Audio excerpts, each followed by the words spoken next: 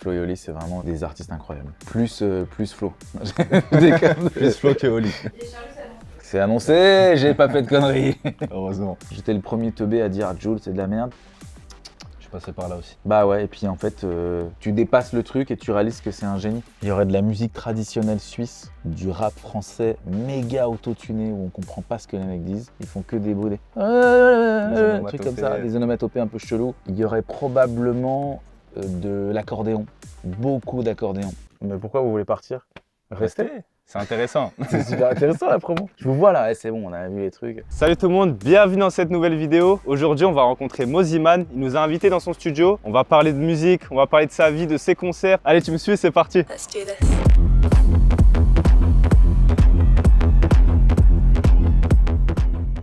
Salut Mosiman. Salut, Enchanté. ça va? Ça va et toi? Ouais, super. Tu viens de remplir un zénith. T'en as même annoncé un deuxième. Tu vas aussi sortir un album et t'as même sorti ton premier single de l'album Halo. Tout se passe bien. Tout se passe bien, la vie est belle. La vie est belle. T'oublies qu'on est en interview avec Minute Buzz, ça fait encore un truc en plus pour que la vie soit plus belle. Non mais c'est ouf, c'est super. On a un premier zénith qui est complet, il reste encore quelques places pour le deuxième zénith. Le single Halo marche bien. Je suis complètement en train de répéter ce qu'il vient de dire, c'est insupportable.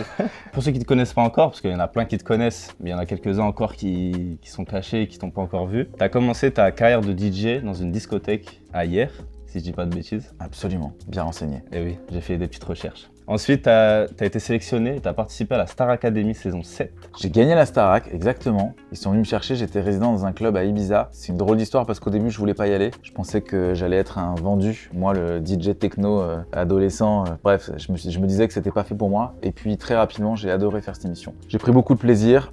C'est une émission qui a changé ma vie. Si c'était à refaire, je le referais. Super expérience. Comment t'as fait pour passer de DJ à chanter? J'aimais bien chanter, j'avais fait des concours de chant quand j'étais gamin. Le truc qui me faisait kiffer par-dessus tout, c'était de mixer et chanter un peu dessus. Aujourd'hui, de toute façon, c'est ce que tu fais. Tu chantes, tu mixes, tu fais un peu de tout.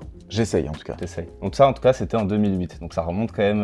Attends, on va pas quelques se refaire toutes les années là parce que. Non. Ah ok. Non, c'est- Minute Buzz, on en a pour ça un va petit moment, s'appeler ça. 24 heures Buzz les gars. Et depuis, du coup, t'as sorti 10 projets. T'as été coach The Voice en Belgique. Oui. Comment c'est arrivé? J'ai fait 4 ans, 4 saisons en tant que coach. Et puis, je me souviens de la dernière, surtout la dernière saison que j'ai faite. J'étais pas trop chaud parce que, bon, c'est une super émission, c'est ultra bienveillant, vous connaissez la version française. Le truc, c'est que ça prend énormément de temps. Et je leur avais dit, écoutez, je suis pas trop chaud. À ce moment-là, je venais de rencontrer 2 jeunes rappeurs. Ambiance de gars incroyable. On a tout de suite matché. Je leur ai dit, les gars, on me propose de faire The Voice. Est-ce que vous voulez faire The Voice avec moi en Belgique? C'était qui ces rappeurs? C'était Big Flo et Oli. Mais c'était le tout début, c'était leur premier album, avec le titre Je suis pas un gangsta dessus, tu vois. Je sais pas, on a matché et on s'est dit, viens, on s'en fait une. Et on s'est fait, c'était pour moi. Ça montre qu'il prend des abonnés. Et c'était franchement ma saison préférée. On a déconné de fou. Flo et Oli, c'est vraiment des artistes incroyables. Plus Flo. Je déconne. Plus Flo que Oli. Oli, si tu regardes ça, C'est vraiment une vanne gratuite pour eux. Il n'y a pas de. Vraiment. t'as joué devant plus de 40 000 personnes, j'ai vu ça. Je sais pas où t'as vu ça, mais le mec qui veut faire toujours plus, tu sais, il y a eu plus depuis. Je crois que il me semble que le Touquet Music Beach, c'est un peu plus que 40 000 personnes. Combien à peu près? Je crois que c'est 50. L'été prochain, on a encore des choses comme ça. Je crois que les Vieilles Charrues, c'est 70 000. Donc là, tu dis que tu vas au Vieilles Charrues l'été prochain. Ça a été annoncé, Maud? C'est annoncé, j'ai pas fait de conneries. Heureusement. Là, je viens de résumer assez brièvement ta carrière. T'en es fier?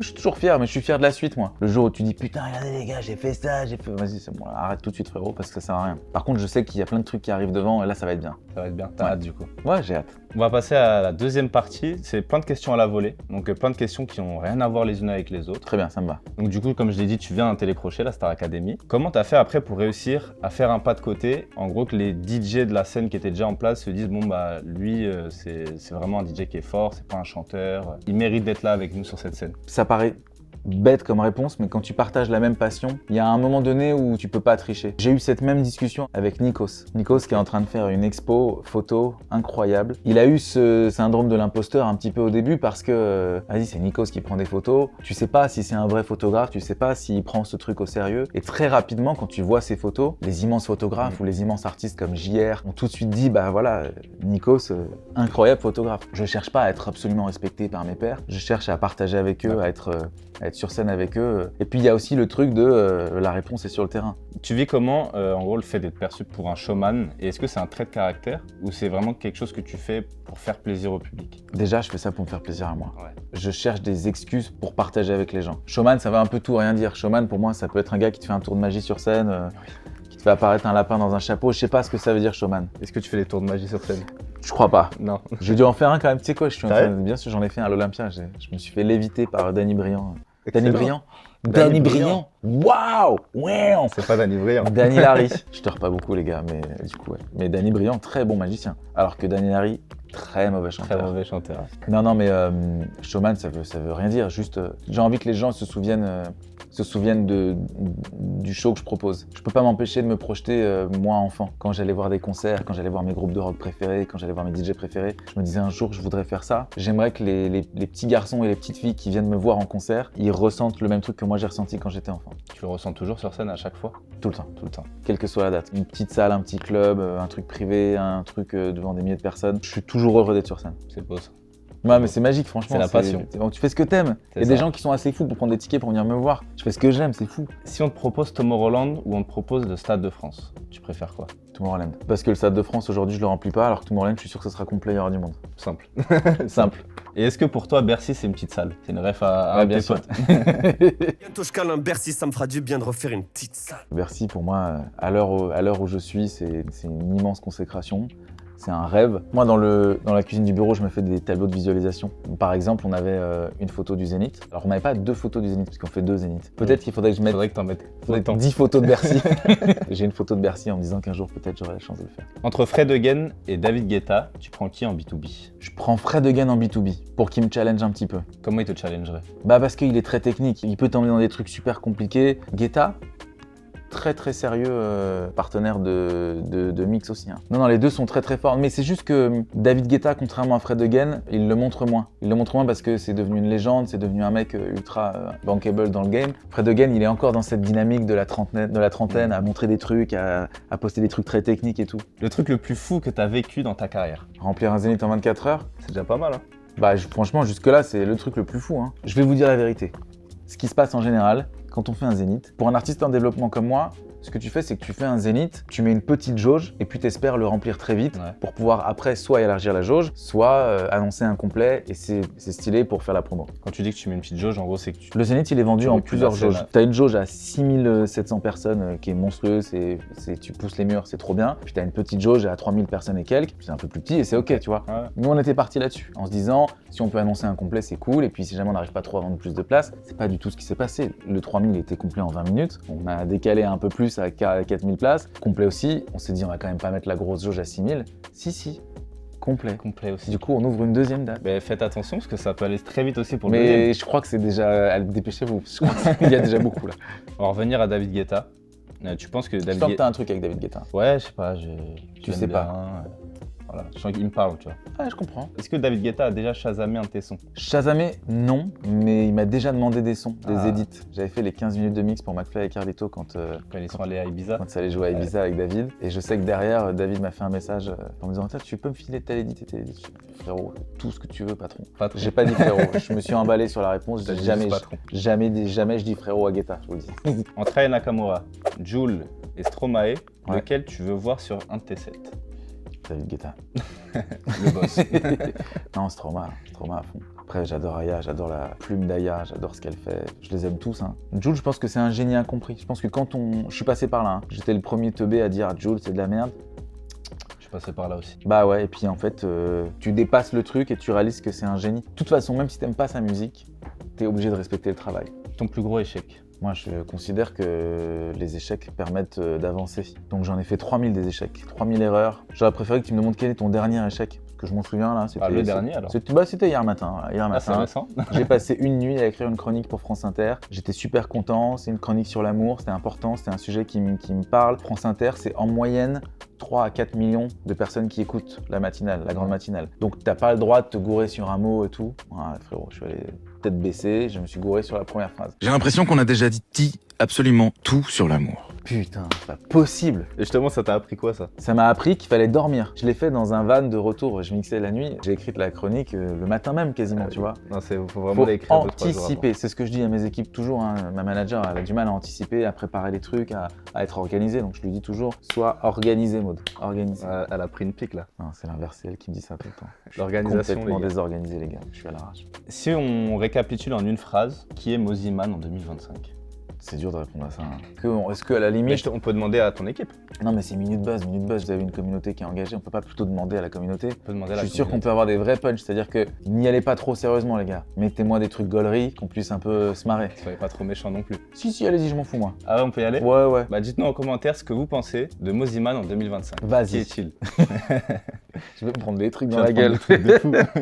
Ça vient d'où l'idée des Dream Tracks? Ça vient de l'idée de suivre des artistes photographes qui se baladent dans la rue, qui discutent avec des gens, des petits vieux sur les bancs. Qui Les vidéos discutent. qu'on voit des mecs Ouais. sur les réseaux là. Ils discutent, ils prennent en photo, puis toi t'es là, t'apprends quelque chose d'un petit monsieur, puis à la fin t'as la photo. C'est la même histoire. Je me suis dit, moi, comment je vais décliner ça?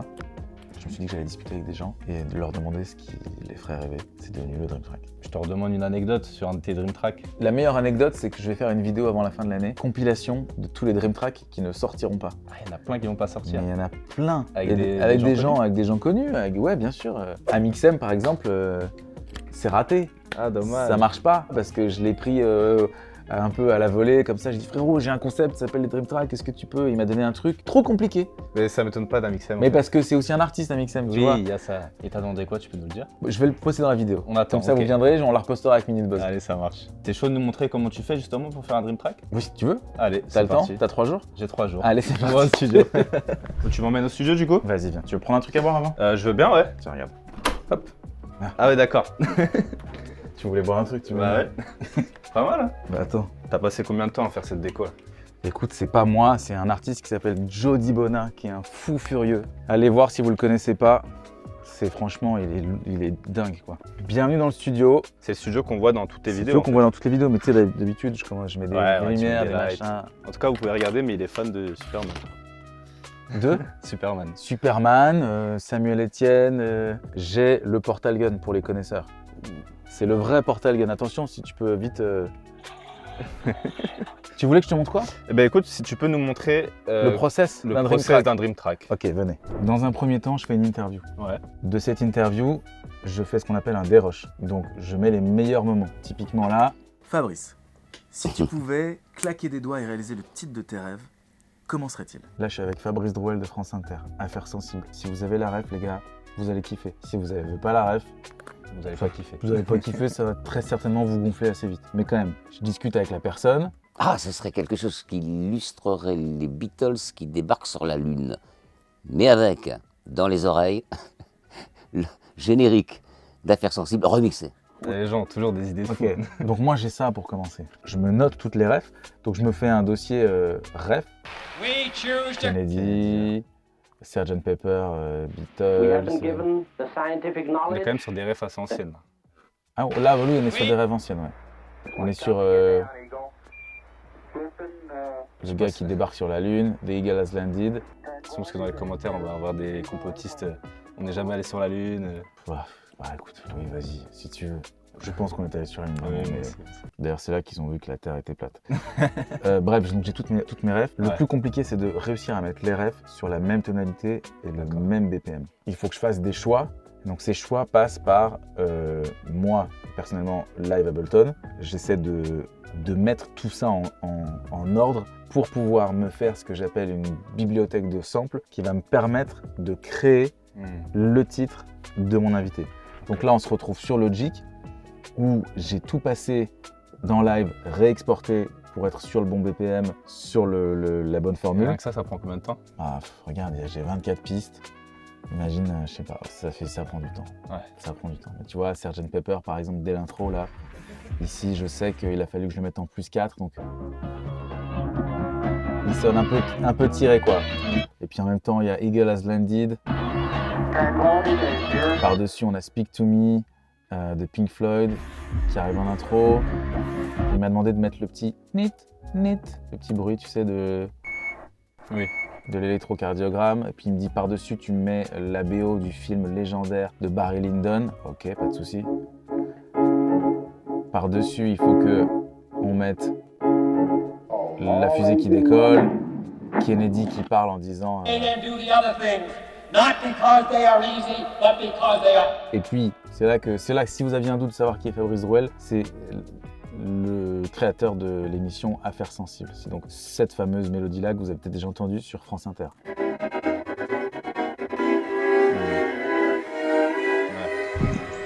Ok. Bon. En fait, là, tu as déjà quasiment tout ton découpage et à partir de ça, tu vas rajouter des musiques. Il m'a demandé un remix électro de Affaires sensibles, donc moi je suis parti en mode j'y vais quoi. Ouais. Basse, Ouais, tu vas habiller tout ça. Ouais. c'est ça, j'habille ça. Et une fois qu'on a fait ça, Ouais. il faut tourner la vidéo où je joue les instruments en direct. Une fois qu'on a ça, il faut monter la vidéo, qu'il y ait du rythme et que ce soit bien. Sachant que ça, moi aujourd'hui, j'ai quelqu'un qui m'aide pour le montage et qui m'aide pour l'archive, c'est-à-dire prendre les références et les mettre sur live pour vraiment m'aider à ce que j'ai focus sur la musique. Je me focus sur la création, mais il faut quand même avoir les idées, c'est-à-dire qu'il faut aussi réussir à mettre les idées en place. Ça, c'est super difficile. D'où les 2-3 jours en fait. D'où les 2-3 jours. 2-3 jours à 3 quoi. Tu vois, on a une équipe de 3. Tu m'as dit 2-3 jours, je pensais que tu étais tout seul dessus, tu vois. Ah non, la prod, je mets 24 heures en général. Ah ouais. Ouais, c'est costaud, mais c'est trop cool à faire. Et je pense que quand tu as le résultat, tu dois être trop heureux. Moi, je suis trop content. Sauf quand tu n'y arrives pas avec Sauf ça. quand j'y arrive donc, pas. ça va Ah bah là, mixer. c'est... Merci pour cette présentation. Avec plaisir. Du coup, on va passer à la partie promotion. Parce Ok. que là, t'es pas mal en promo, t'as beaucoup d'actualités en ce moment. Mais pourquoi vous voulez partir? Restez.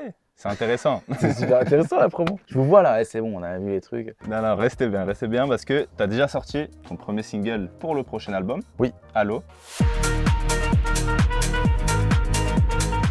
J'ai choisi ce track-là parce que je voulais que cet album reflète le concept des Dream Tracks et donc aller rencontrer des artistes à travers le monde. J'ai pris le premier pays dans lequel j'avais le plus de succès. Il se trouve que c'est la Pologne, avec un titre que je venais de sortir qui s'appelait Underneath the Blue, qui était joué partout en radio. Du coup, je suis allé dans les radios, à la maison disque en leur disant quel est l'artiste avec lequel je devrais faire un Dream Track. Ils m'ont tous conseillé Tribs. J'ai frappé chez Tribs. Il m'a dit vas-y, on y va mon ref. Et on a fait ce titre Halo. Comment t'expliques qu'en Pologne, c'est là où t'as le plus de Je n'en ai pas la moindre idée. Tu vas sortir un album du coup, comme je l'ai dit, Dream Track. Tu peux nous le présenter assez rapidement, l'album? C'est des rencontres dans chaque pays, un Dream Track avec un artiste du pays. On va partir en Allemagne, on va partir aux États-Unis pour rencontrer des artistes locaux et faire un Dream Track qui deviendra un des titres de cet album. Si on inversait tout et qu'en gros ton album s'appelait Nightmare Track, ça serait quoi le type de son que tu mettrais dessus? Il y aurait de la musique traditionnelle suisse, du rap français méga autotuné où on comprend pas ce que les mecs disent. Ils font que des bruits, des trucs comme ça, des onomatopées un peu chelous. Il y aurait probablement de l'accordéon, beaucoup d'accordéon. Et il y aurait un rythme qui tiendrait le truc qui ferait pom pom pom pom pom pom pom pom. Des grandes chanteuses. Tu vois Dream Track comme une suite logique de ton parcours ou alors c'est un vrai tournant et genre, pour toi, tu as vraiment pris un virage dans ta carrière? Je pense que c'est une étape. C'est une étape pour aller ailleurs, pour faire autre chose. Tu as rempli un zénith, on l'a dit tout à l'heure. Tu en as un deuxième là qui arrive, allez commander tout de suite parce qu'il n'y aura pas beaucoup de place pour pas longtemps. J'espère qu'il va rester des places au moment où cette interview sera diffusée. Hein. L'arrogance du gars. Qu'est-ce que ça te fait toi de dire que tu vas pouvoir rencontrer à nouveau ton public sur 2 dates comme ça? Parce que là, ils viennent juste pour toi, c'est pas un festival. Oui, mais il y a aussi toute une tournée en amont. Ouais. On passe un peu partout en France. Là, par contre, c'est aussi sold out dans les petites salles. Tout est sold out? Ouais, quasiment. Il reste, je crois, une date où il reste une dizaine de places. Je suis pas du tout pro Paris. Je suis pro cœur, pro Jean. Je vais prendre autant de plaisir à aller à La Rochelle que Paris. Évidemment, le Zénith, c'est un peu spécial. Mais si ces 2 zéniths se remplissent bien, enfin si du coup le dernier, si ça se remplit bien et que les gens sont contents de ce show, je vais aller faire tous les autres zéniths de France. Moi, je veux rencontrer les gens. Ok. Donc t'es dans des petites salles, non? On fait des petites salles, on fait des petites jauges, ouais. Ça commence quand? Et ça commence au mois de mars. Donc ça arrive, Mars, avril, mai, juin, et après il y on a se un petit fait peu de temps avant quand même. tous les festivals de cet été qui arrivent derrière. La fin d'année 2026, tu vas être mort. Ah ouais, ça va être génial. C'est quoi ton rituel chelou, si t'en as un, avant de monter sur scène? J'ai un rituel qui est pas chelou. J'ai déjà vu d'autres artistes faire la même chose que moi en mode chelou. Moi, je fais un câlin à mon équipe. Ouais. Donc le câlin, ça consiste à faire un hug, puis ça va y va, tranquille. J'ai vu des artistes, tu peux voir parfois dans les reportages, le truc qui me rend mais en cringerie totale, c'est quand tout le monde se met comme ça, et puis il y en a un qui dit « Ok, là c'est le show de notre vie, aujourd'hui c'est un jour important, ok, on va faire monter les énergies. Ouah, vas-y, mais monte même pas sur scène en fait, je t'explique. » C'est vrai que c'est bizarre. Oh la flemme. Ça fait un peu glauque quoi. Ouais, Ça, s'il c'est te pour plaît. le Nightmare Track, tu vois. C'est pour le Nightmare Track, Ouais. exactement. On voit plein faire ça, Mais sérieusement. bien sûr, va voir, je suis sûr que vous savez, je suis sûr que là vous avez déjà plein d'exemples à me donner en commentaire. Tu prépares quoi de spécial pour les 2 Zénith? Entre les interviews que je fais, j'enchaîne les rendez-vous de créa. Et j'ai des groupes là où je donne toutes mes idées, où je leur dis je veux ça, je veux ça, je veux ça, je veux ça, je veux ça. Je peux te dire que les seules économies que j'avais, c'est dans mon live. Elle part direct dedans là. Tout C'est- dedans. C'est tout pour vous les gars. Il y aura beaucoup de surprises alors. J'ai pas des économies de fou, il y aura juste un piano, tu sais. Il y aura un piano au milieu quoi. Si tu pouvais ajouter une date n'importe où dans le monde, une ville, un endroit, tu choisirais où? Ibiza. Ibiza. Ibiza. Pourquoi Je Ibiza? choisis, mais Ibiza parce que c'est la vie. Parce qu'il y a le boss là-bas. Le boss est là-bas, et voilà, le boss Guetta est là-bas. Et aussi parce que j'ai déjà Londres sur le tour date. Ibiza / Berlin. En tout cas, si je peux faire les deux, c'est parfait. Et qu'est-ce que John Louli penserait de Mosimann aujourd'hui? Ah bah, c'est une bonne question. John Lee, c'était mon alias de quand j'avais 15 piges. Le jeune homme qui est en moi serait très heureux. J'ai rêvé toute ma vie de faire ce que j'aimais. Aujourd'hui, c'est le cas, mais c'est aussi le cas depuis 15 ans. Donc, je fais juste ce que j'aime devant un poil plus de gens et c'est très bien. Bah, vous pouvez continuer à l'appeler John Louli du coup. Allez-y, moi, écoutez, tant que vous venez au concert, moi, le reste, John Louli. je suis pas compliqué. Bon bah merci Mosimann. Merci, mon ref. C'était avec plaisir. C'est un grand franchement. plaisir.